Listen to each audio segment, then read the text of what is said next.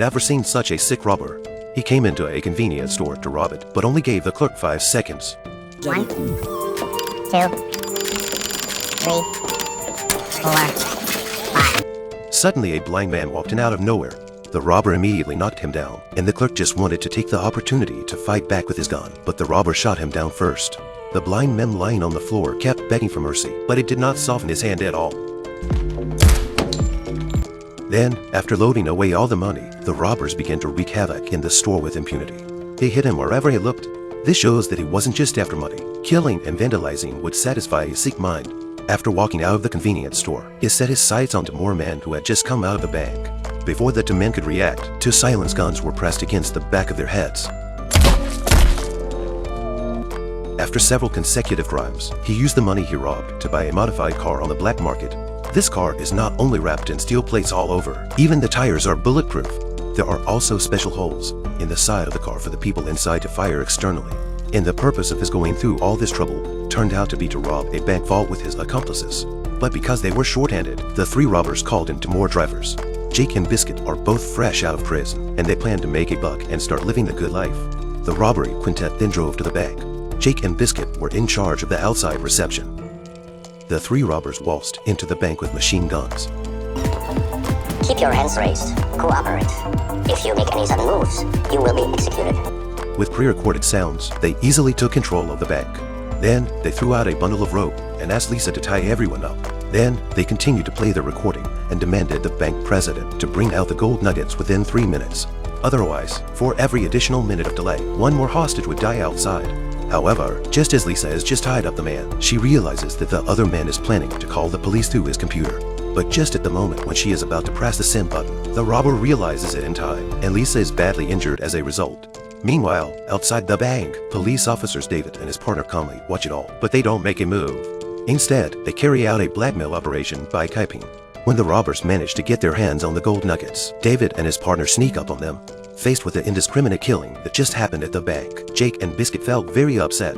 They agreed to take part in the operation, because they had agreed that no one would be killed in the first place. However, the robbers sitting in the back started to turn sour and threatened the 2 to put their weapons in the storage box. Seeing such a vicious attitude, Jake began to realize that he would probably be silenced when he got out of the car later. As though, he secretly hid a pistol on his body. Afterwards, they parked the car in an abandoned warehouse. Just when Jake intended to go to open another car, the car robbers really began to act.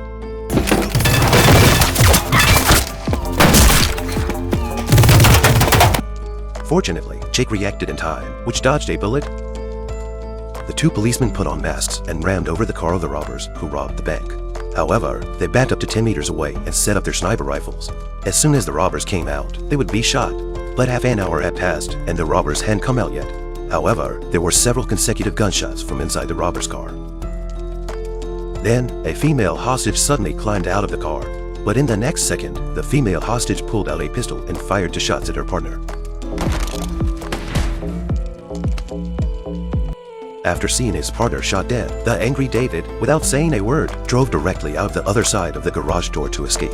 The robber inside the car tried to open the front door to get out, just ventured out, and was solved by David with a shot.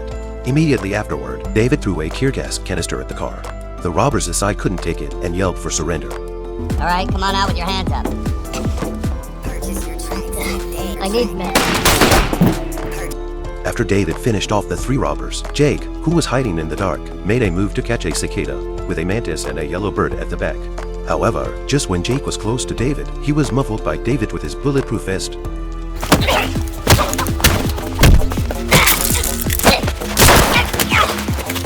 In the end, one of them was holding an empty gun and the other was holding a magazine. Seeing that the other side is unarmed, both sides eventually choose to reconcile and reach an agreement to split the gold nuggets 46 ways.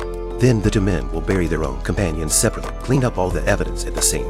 But unexpectedly, just after the allocation of gold nuggets, David suddenly pulled out a gun, wanting to take all the gold nuggets alone. However, Jake also left his hand early. After a burst of crazy shooting, David pleaded with Shoho to share some of the gold nuggets with his disabled wife after his death.